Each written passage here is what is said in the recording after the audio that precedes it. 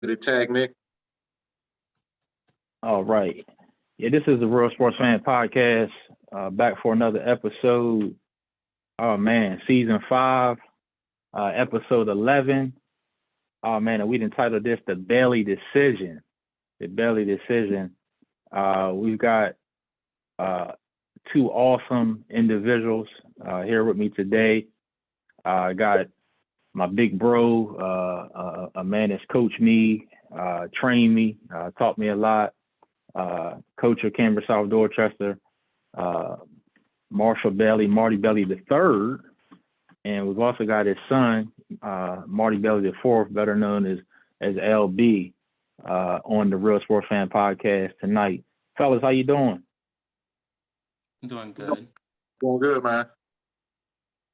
Good, man. I appreciate you guys being on here. I appreciate you guys. Appreciate you, Big Marty, reaching out and not minding being on this platform that you've been on before. Obviously, when we've talked about your historic career at Easton and all that you did at Dell State and your coaching accolades, which have increased, and then to have your son on here, up and coming. Man, I heard some stuff about him today that just how tough he is on the court, and I got to see him a little bit a couple weeks ago at the training session and whatnot, man. So, again, I just appreciate both of you guys being on here. Appreciate everybody for listening, everybody for viewing this, whether you're viewing it live now or if you view it later on YouTube. But we are titling this the Bailey Decision. But you guys going to have to wait a little bit. We're not going to just jump right into LB's decision. We are going to, so you got time to tell people, maybe about, 20 to 30 minutes. He'll be announcing where he's going to go to high school at between Easton Warriors, Cambridge South Dorchester Vikings, or St. Peter and Paul Sabres in Easton. So big decision is going to be made, but we got a few things to talk about before that, and then we'll get to the decision. But again, thanks guys for being on. And it's definitely an honor to have you both on here, father and son. But first, Marty, I want to get into you first. Just with the run that you and your team made last year, which was an awesome run that you made, going to the Final Four. I don't think anyone expected it. You might even ask a fan from Cambridge, and they might even didn't expect it. So I definitely want to get your thoughts and just a little insight on your season last year. And did it surprise you as far as how far you guys got? Oh, definitely. From the beginning, it was, with that year off, it hurt everybody. But, and I have a team full of football players, we have athletes though. So it was just a matter of getting them together and as the years before and trying to figure out what works. You can't do the same thing with every group every year. It's different tactics you have to put in based off of what you learn off your team, like trying to maximize their strengths, minimize their weaknesses. I mean, the first week, it was challenging because the first week we had to go through all the basics, fundamentals, play passing, layups. I mean, you can't run a play unless you can do those things. Had to do that the whole week. Then I got sick this next week. And so I had to hand everything over to my brother, Vermont. And we just was on the phone all the time communicating. And he ended up doing the first game. I watched it live and just giving them feedback, and the kids didn't realize I was watching everything. Like I was telling them things that was going on, like I'm all in. So, to start the year off with all of that COVID in and out, hardly practicing snow, to get all the way that far, like that's the first time I've ever cried out of happiness. Like we won the 4. It was hard enough just getting through the region. We got through the region, and then we beat a team from across the bridge. They were way bigger than us. And towards the end of the game, I just lost it. I mean, it was like 17 seconds left. I could feel it coming. I just started hollering out something. I don't know if it made sense just to get through the game. I went around the bleachers, and nobody knew I was over there except Mr. Stover, and he was the principal. So he brought me some water and everything. And some of my older players, Tabari, Jawan, Gil, and all them, they came over there, man, congrats. And man, it meant a lot. So to go that far, It's the first time since 2006. I think Tabari was on that team since they won the region. Yeah. And then the girls won this year. I think Rich White said something about that. Oh, yeah. Yeah. Shout out to the girls. Yeah, for sure. Both of them doing at the same time. So we made history. We can't can't nobody take that from us. I'm so proud of them boys. I mean, them boys, they told me, they were like, man, we love you, coach. Like, no team has ever said that. They've shown me with their actions, and they're still around me. You know, older, 30 years now. I could tell by their actions. But they actually said it to me like, man, we love you, coach. It meant a lot because of all that we went through. These kids go through a lot in Cambridge. They do. Just getting on. Yeah, they do. So it meant a lot. Man, for sure. And definitely, and like you said, shout out to the girls. Definitely don't want to forget them. You know, I've known Shamai for a long time, and a lot of the girls over there that help out, so definitely shout out to them. And like you said, for both programs to do what they did last year, definitely was awesome. And I didn't even know about you being sick the first time. I know you went through one game I was reading about missing one of your top guys that it was I forget what team you was playing, but it was one of the teams that was saying that they didn't even see him on tape. And then, then he just popped up the next game. I think he had like 27 or so and went from there. What was it any point though? I know it was a surprise, but was it even any point during that season where you even just looked at the talent and say if everything came together that you had a chance, or really just came out of nowhere? No, it surprised me and surprised the players. Our goal was to win 11 games so we could be over 500. That was our goal, and we hit that. And towards the end of the year, everything just started clicking. I mean, we would lose a player, the next player would be here, the next player stepped up, and I was like, man, they did everything right at the right time. And it just felt good. And then the players, it doesn't matter how much I say, they got to really do it themselves. So a lot of people, that is, you got to do this, you got to do that. The players got to want it, and they got to understand what the goals are and what their role is to make the team better. Because you can be a big difference to a team without scoring a point, but just giving us a 2 or 3 minute spurt might be the only 2-3 minutes you play, but that did something to win the game, and that happened a lot. But they did one thing that helped us a lot. They took a lot of charges, and we probably averaged 5 charges a game, maybe 5 out of 7 they would get. And that takes a lot of, courage, guts, because people don't want to do that. But you got that right. It's a turnover. Yeah. That breaks the other team's heart when you do that kind of stuff. Yeah, that's true. Hey, I didn't used to want to take them. So hey, when you get down there, got them hard-nosed players that don't mind taking them. That's a sacrifice for the team.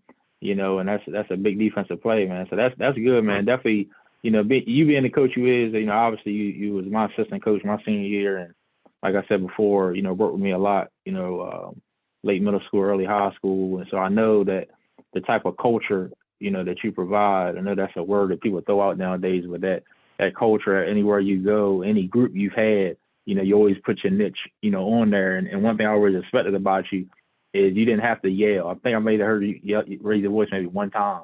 You don't have to raise your voice to get your point across, but from your the way you teach, the way you have the kids practice, and your principles, when it's time for the game, those things all fall in line, man. So again, I tip my hat to you for sure. On the season you guys had. Man, I definitely want to talk about, your son here, LB, man. Before I talked to you guys a few weeks ago, I'd always heard about him, heard how good of a player he was. Even in the 8th grade, even last year I heard about him in the 7th, and I got to see him a little bit the other week, with training. But before I even asked LB, Marty, you tell me a little bit about just your son and what you admire about him and the type of game that he has, which is a little bit different than how you started playing. So let's talk a little bit about LB.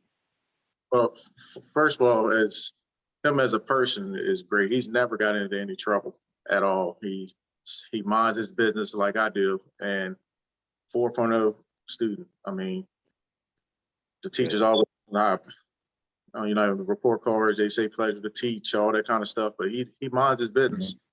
He's not going to say too much like I did, but I think he's a little bit. But as far as his game, he got exposed to a national level in second grade, and then he fell in love with it because he's seen that the world was bigger than just Easton, and that people can play. And after that, it's like, all right, do you want me to coach you? No, I don't want to coach you. He's like, then it's hard to coach your son, especially when you get to a certain age. You know, they're trying to find themselves. But one of the things I taught him and that he's seen is that you got to be able to handle the ball. If you're in second grade and they're pressing you full court, you can't handle the ball, you're not a factor. So that was the main thing that he did, is work on his ball handling. And now I got trampoline in the house, so both my kids are always jumping. I think that had something to do with their athleticism. And then he's now developed shots, because now people back off of him because he's so quick and dribble. He's like the opposite of what I did. I shot first, probably because I was originally shooting on dirt, couldn't really dribble. But then as I got older, I developed the handle. So we kind of like meeting in the middle kind of now. So I'm just proud of him that he's never in any trouble. He's you don't see trouble around him. He goes away from trouble, and is disciplined to his goals. I mean, he cuts his own hair like that. Wow. He's really disciplined when it comes to things. Whatever he got his mind to, he's stuck to. That's awesome. That's awesome. Like you said, you know, you, his mom, you know, the village around, raising a successful young man. I've heard nothing but great things about him as well. And you know, it's funny, Marty, you know, listening you talk about it being hard to coach your son, because I just was thinking you kind of had and who knows this is going to happen, but you kind of had a firsthand view of it, you know, with Richard coaching Mike, you know, with that father-son. So you've seen, like you said, how it can be difficult, it can be great, but, you know, talk to me a little bit, and then I'm gonna go to LB. Talk to me a little bit about how do you divide, you know, and I know we're talking about AAU and rec ball and even training, but how do you separate the coach and the dad, or the trainer and the dad, you know, that it doesn't bleed over, you know, into your, you know, father-son relationship? How do you, you know, go about that? Well, first start with Parson Rec, and then expose them, you know, to the national level. It was Raiden Salisbury, second grade. He was fine with me coaching, and then me being under my father, seeing Richard with his father, Richard with his son. I didn't want that to be a barrier at all, because I got my goals. I wanted to go to college. I did. I don't want to force this on you. So he's the one that really initiated and said, okay, I want you to do it. And I was like, look, I'm your dad first, regardless. Remember, I'm your dad first. To separate it, we don't never bring anything up about basketball. Once we're in the gym, if I'm training him, I train him. When we get home, I don't say anything. If he brings up something, then we'll have a discussion on it. If he wants me to listen, I listen. Or we come up with solutions. Like we can have a dialogue on what he needs at the time. I can tell if he's just venting. I can if he's looking for guidance. But that just came from me being around and seeing it all the time, and seeing other parents. I've coached so many of our peers' kids, so I see it, seen and learned a lot. Now I don't want him ever to resent me. That's reason why I told him that this is going to be his decision regardless, because I'm your dad. I don't want you saying that I told you to go somewhere. I don't want that.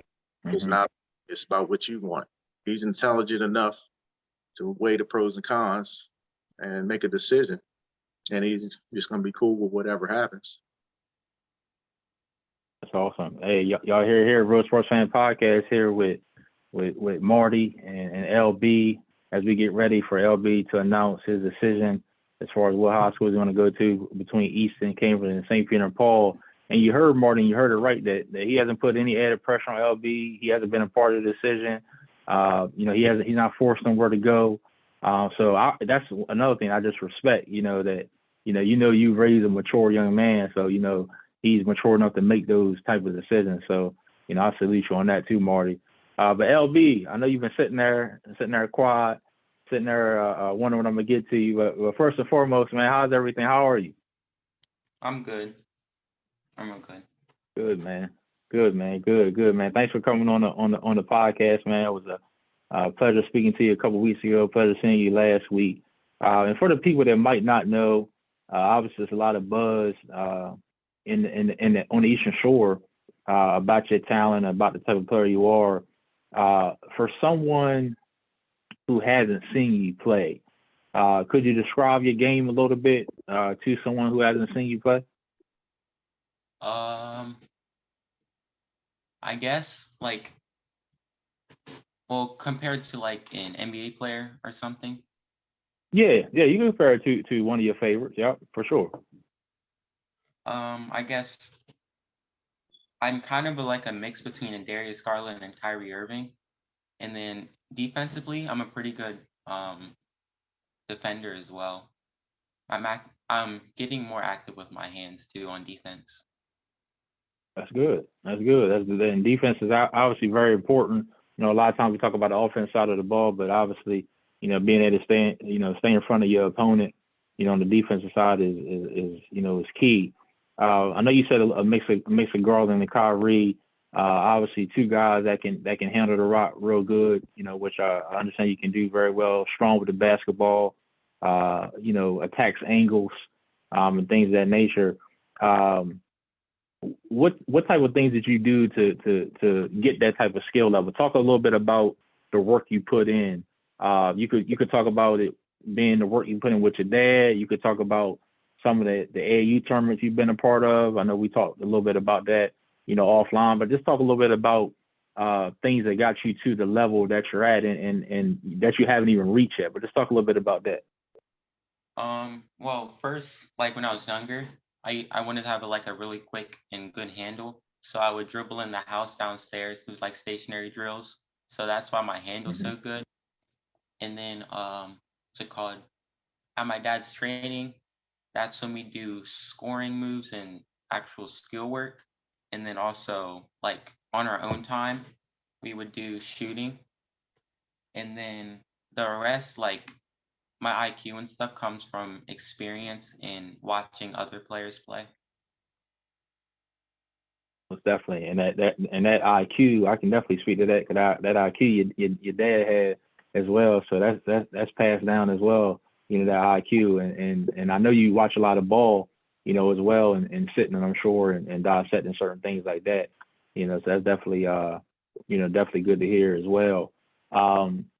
You know, and we're getting close to the decision. We're gonna give it at about 7:30, guys. I know some of y'all are waiting. You know, we're live on Facebook.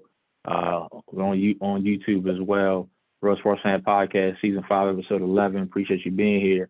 But LB, talk a little bit about, you know, before you even announce where you're going, I first just want you to talk about what went into your decisions. Now, obviously, we've got Easton, obviously where your dad went, where your dad was one of the greatest to ever lace him up there. You got obviously Cambridge South Dorchester where he coaches and been very successful, and then you got St. Peter and Paul as well.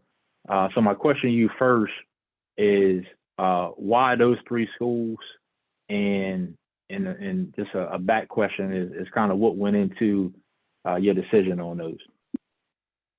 Well, for St. Peter and Paul,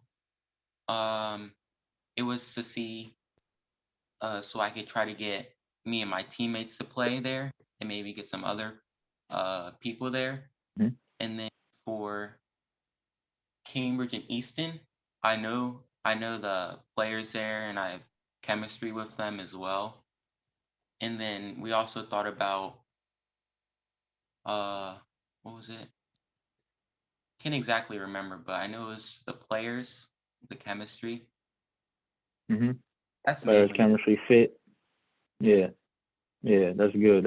And do you feel, before I even go to your dad and then swing it back to you for the decision, do you feel any added pressure on wanting to play or thinking you need to play for your dad, or as your dad said, was him not putting any pressure on you and basically leaving it up to you? How good has that been? You know, him not putting any pressure on you. Well, it's given me freedom to think about it on my own. And like originally, I did feel a little bit of pressure because I know people will like think that I should play for my dad because he was coaching there or whatever, or like I should go to either St. Peter and Paul since I'm already living in this area. So pretty much that's pretty much it.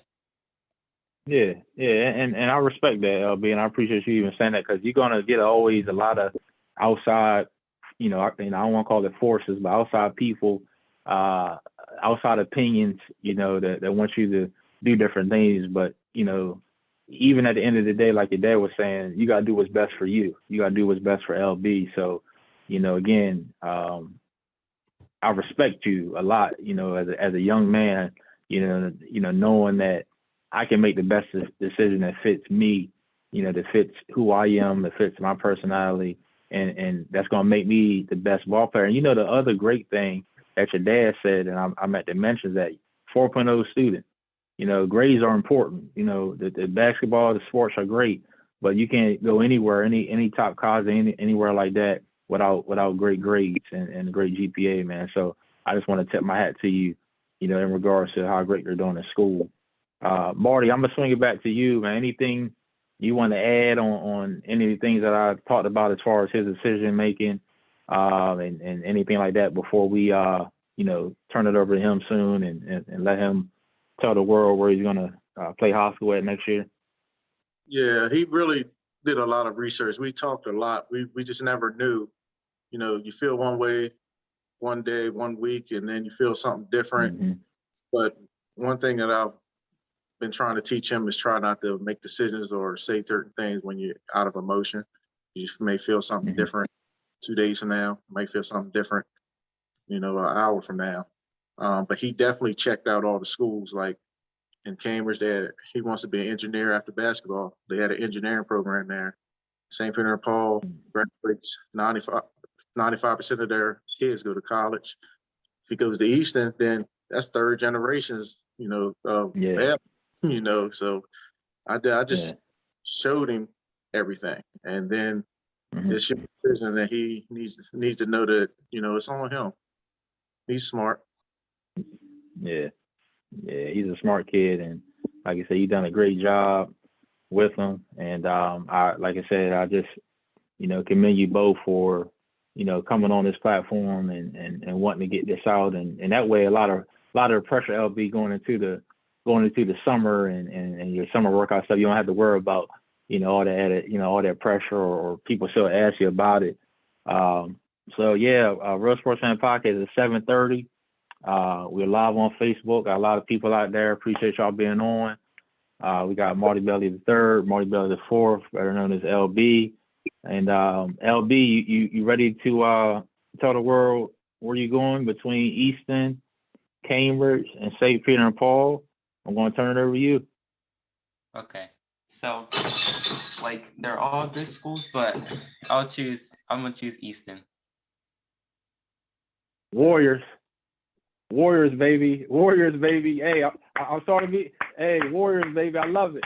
LB, I don't want to get too excited, but LB, what went into why Easton? I should say why Easton? It's still in the area, and also I have chemistry because I played with the players there in middle school, and I've played with them on like an AAU level before. Awesome, man. Awesome. I know, like you said, it was a lot of pros and cons, for each one that you weighed out. Let me ask you this. Did you go back and forth a lot with the decisions? And also, when you woke up this morning, did you know, or did you even have to take the day to kind of make sure it was going to be Easton? Well, I kind of already knew, but it did go back and forth a while ago. Awesome. Easton Warriors, you heard it here first. LB, next year, going into his first year, will be attending Easton High School, home of the Orange and Black Warriors. Go Warriors. Marty, I'm gonna turn it over to you now. Just for your first time hearing it, and again, for everybody who might just be going on or see this, later, he's finding out just like we found out. Me and him, neither one of us knew. So, Marty, your thoughts on picking the Warriors? First, it's a relief because this 6 months, oh my God, it's 20, Yeah. not knowing and just giving them the information. And people ask me, I know I'm not exaggerating, over 70 times I had to answer the question. And the question's like, I don't know. Like, I have an idea, and then the next week is something different. Like, no, what about this? So it's a relief, and it's relief for me to see him be happy with that decision too. Selfishly, if he will fit in Cambridge, definitely. But that's I've coached maybe 200 some players now. My son's probably in high school. It's got to be his decision, and so I'm just happy that he went ahead and made a decision. Now we got another Warrior in the family. We got third generation Bell. Warrior. And I'm happy for him. I am. I really am. Man, third generation Valley, another Warrior. I'm sure he's going to do great things there. Name will be up there right along with yours. And, man, very exciting. And I can tell, like you said, first I can tell the relief off of both of you, because both of you was I can just feel the pressure, off your shoulders and your back. That's a lot. Like you said, I've even got questions. I'm not even a Bailey. Ever since I posted, I got people asking me, where are you going? I don't know. I just provided a platform that I'm appreciative that you guys came on. But he did choose the Eastern Warriors. And now, Marty, I don't want to put you necessarily on the spot right now. You don't have to say anything now, because I know it's a lot that goes into that and different things. But what's your thoughts now? Just obviously you being Cambridge South Dorchester coach, and him going to Easton, and it's not just even for people that might not know, maybe not from this area, but I mean we talk to Easton Cambridge, we talking about rivalry. We talking about the best rivalry in my opinion, on the shore. So, just what's your thoughts, just, with that? I don't know, I don't want to say too much, or I don't know what you have to say, but I just want to turn it over to you just as far as that. Well, my Cambridge boys, we definitely, I talked to them after the season and told them that it was going to be, I love them, and I don't know where I'm going to be next year, but I'm always going to be here on phone call away. They still communicate with them. I'm always going to communicate with them. I still owe them some workouts. I told them I was going to work them out. So I'm definitely going to continue, with my promise. That's one of the things I was teaching them, stick to your word and everything. But I won't be coaching against my son at all. So when the time comes, get through the summer, I can work. Hopefully they'll let me continue to work the boys out in Cambridge. If that doesn't happen, I'll work them out somewhere else. But after that, it'll be what LB wants. If he wants me to be a dad in the stands, I'll be up in the stands. And if they ask me to coach, I got to make sure it's him that wants me to be there, because I want to be there first. I can do the same thing on the, and I continue to train him. But I'll think about that, as time goes on, and talk to him more, because he could change his mind tomorrow. Who knows? But I'm there first. Yeah. But it's a lot. I don't know. It's a lot. I know it's a lot. It's fresh. Yeah, it's a lot. Kind of what he wanted to do, but I was like, is he playing with me or what? Like, I don't know. For him to say it now, but I don't know. We'll just see how things go. I'm just glad that he got it out now. I'm glad he got it out, and people know now, and we can move forward. I think he got a great group of guys, and he played with them in middle school, and it's not going to be any pressure on him. That's what I love about it, because he's the youngest one. He's varsity ready, but he's not the only person there, so he can just actually work his way into like a regular person. It's not like it's got to be all about him. It's not going to be like that, because he has some players over there that can play, and that wanting that they've took him under the same as my Cambridge boys. He had to fill in practice a few times, and they was like, we got you. Ain't nothing gonna happen. You come here next to worry about. Like, you're doing ups, and a couple of them around him, like, we got you. And that meant a lot to me.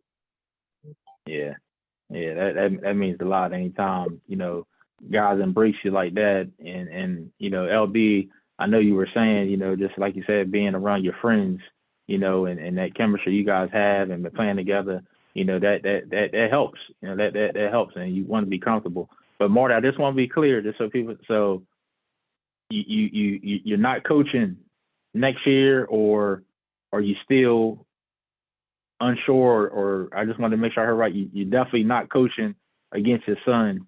So can we say you're definitely not going to be coaching Cambridge if he's going to Easton? Okay. I won't go to Cambridge next year, but I do want to honor what I told the kids, you know, there, that I'm going to work them out, and I'm continue to do that because I gave them my word, you know, and I feel really good that they were ready to welcome him in, you know, so I got to do that for them.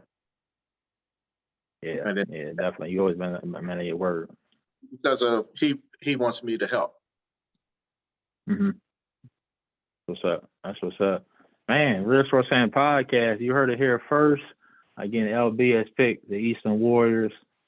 Marty Bailey said he will not coach against his son, so he won't be the coach no longer at Cambridge South Dorchester. But as he said, he's a man of his word. He will, you know, still be there for the kids and work them out as needed and things of that nature. But you've heard it. LB, you know, just maybe one more question, if you don't mind, before we kind of wrap things up. But what are you looking forward to now that you got that off of your shoulder? What are you looking forward to going into, you know, your freshman year of high school? What are you excited most about?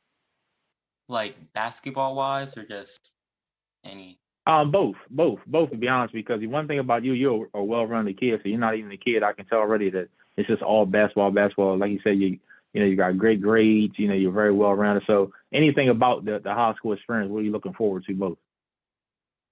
Well, I hope to have another successful year academically, and have a be successful like journey during ninth grade for basketball. Awesome, man. I love that kid, man. Marty, humble kid.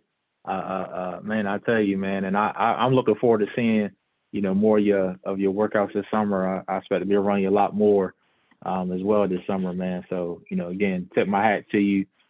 Thanks for coming on. Marty, anything before we wrap up? I got a lot of comments here. Before we wrap up, anything you wanna share? I guess I had some notes just in case. I'm seeing some of the comments too. I appreciate everybody saying, you know, their school and saying bring them down to this school. It's a great compliment. We can't see it. I'll show them, but I definitely want to.